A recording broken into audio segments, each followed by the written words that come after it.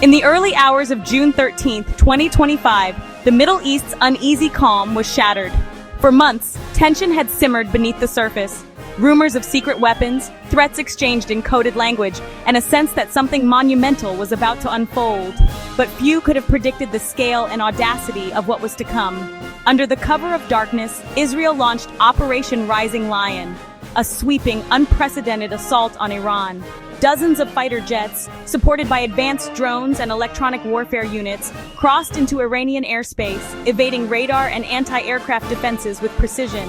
Explosions rocked Iranian cities, lighting up the night sky and sending shockwaves through neighborhoods. Sirens wailed as civilians scrambled for shelter, unsure of what would come next.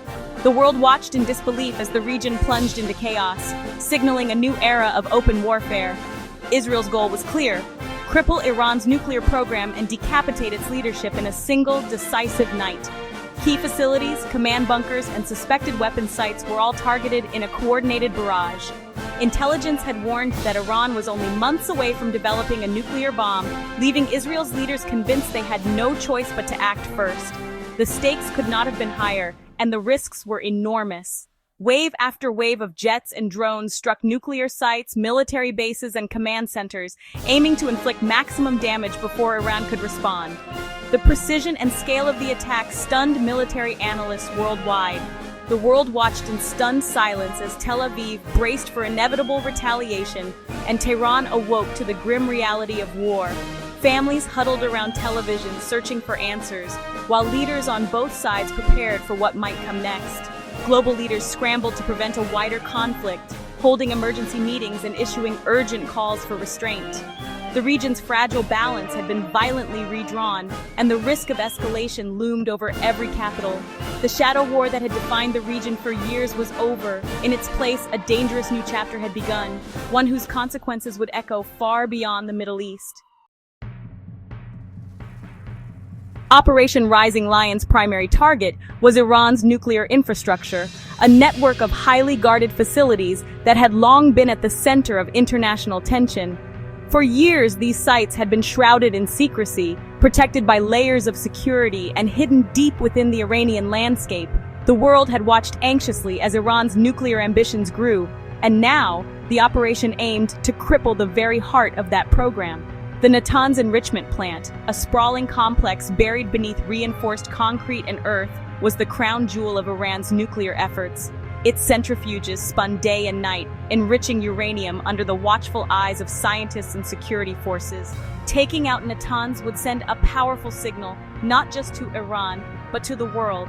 Israeli warplanes armed with advanced bunker-busting munitions struck Natanz and other key sites in Arak, Isfahan, and Fordow. The attacks were swift and devastating, targeting not only the nuclear facilities themselves, but also the infrastructure that supported them. Explosions lit up the night sky as shockwaves rippled through the Iranian defense network. The strikes didn't stop at nuclear sites. Military bases, missile depots, and command centers across Tehran, Tabriz, and Kermanshah were also hit. These locations, vital to Iran's ability to retaliate, were left smoldering and in disarray. The breadth of the assault revealed a level of planning and intelligence that caught Iranian commanders off guard. Even residential complexes, believed to be safe havens for senior Revolutionary Guards, were not spared. These targeted strikes sent a chilling message to Iran's leadership: nowhere was truly safe. Families of high-ranking officials awoke to shattered glass and the wail of sirens, their sense of security shattered in an instant. As the airstrikes rained down, Israeli drones jammed Iranian radar and communications, sowing confusion among defenders. Electronic warfare blinded anti-aircraft batteries and disrupted command chains, clearing the way for further waves of attack. Iranian forces struggled to coordinate a response, their systems overwhelmed by the relentless assault.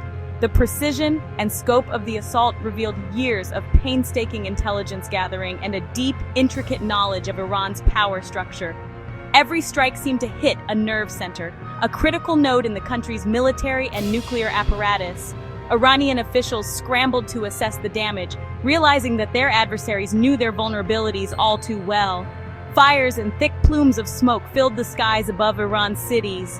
Footage of burning installations and chaotic scenes spread rapidly across social media and state TV, fueling panic and uncertainty among the population. The world watched in real time as Iran's most secure sites burned. Tehran, a city that had not seen such violence in decades, endured sustained aerial bombardment.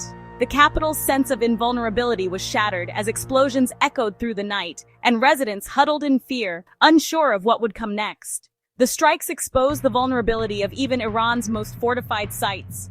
Bunkers thought to be impenetrable were reduced to rubble, and the myth of absolute security was dispelled in a matter of hours. The psychological shock was as profound as the physical destruction. Across Iran, civilians and officials alike grappled with the realization that their defenses had been breached, and that the world they knew had changed overnight. A key aim of Rising Lion was to eliminate Iran's top military and nuclear leaders. General Mohammad Bagheri, Iran's military chief, was confirmed killed, paralyzing command at a critical moment. Other high-profile casualties included IRGC commander Hossein Salami and nuclear negotiator Ali Shamkhani.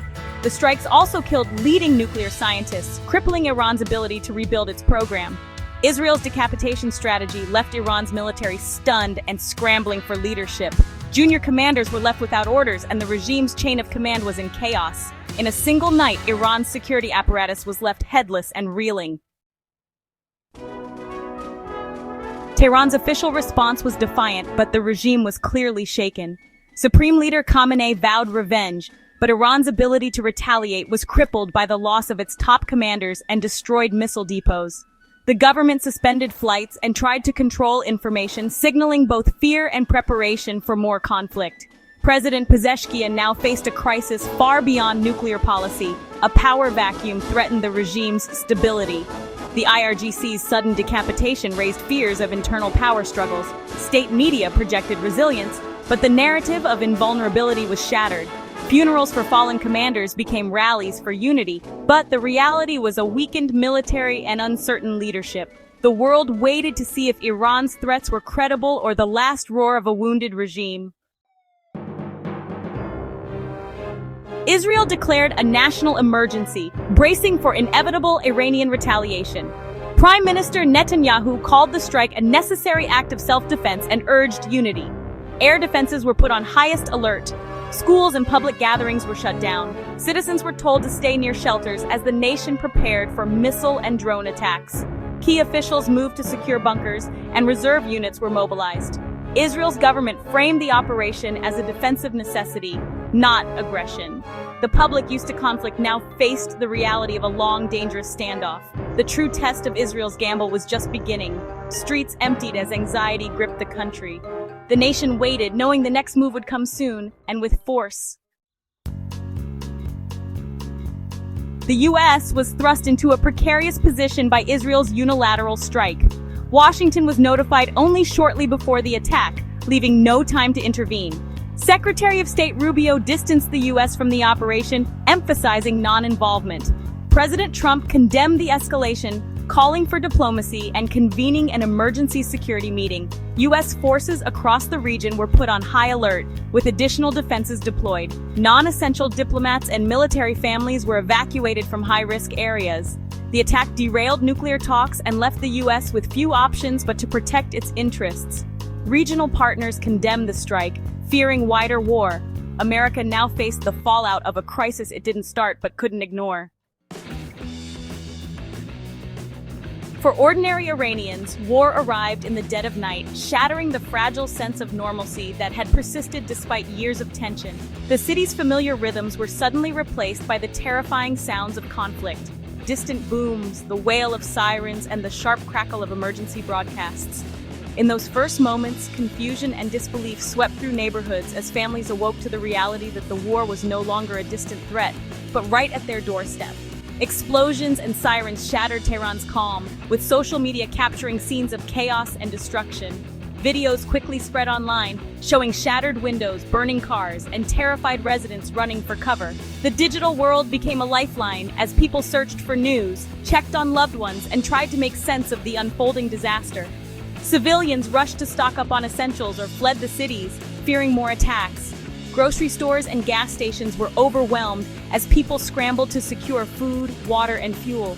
For many, the fear of the unknown was as paralyzing as the immediate danger, driving families to pack their belongings and seek safety wherever they could. Security forces set up checkpoints and the city felt under siege. Armed patrols and barricades appeared overnight, their presence a stark reminder that no one was immune to the violence. The sense of freedom that once defined city life was replaced by suspicion and anxiety, as every intersection became a potential flashpoint. State media tried to project unity, but images of burning sites and collapsed buildings told a different story. Official broadcasts urged calm and resilience, yet the reality on the ground was impossible to hide. The contrast between government messaging and the devastation visible in every neighborhood deepened the sense of mistrust and isolation.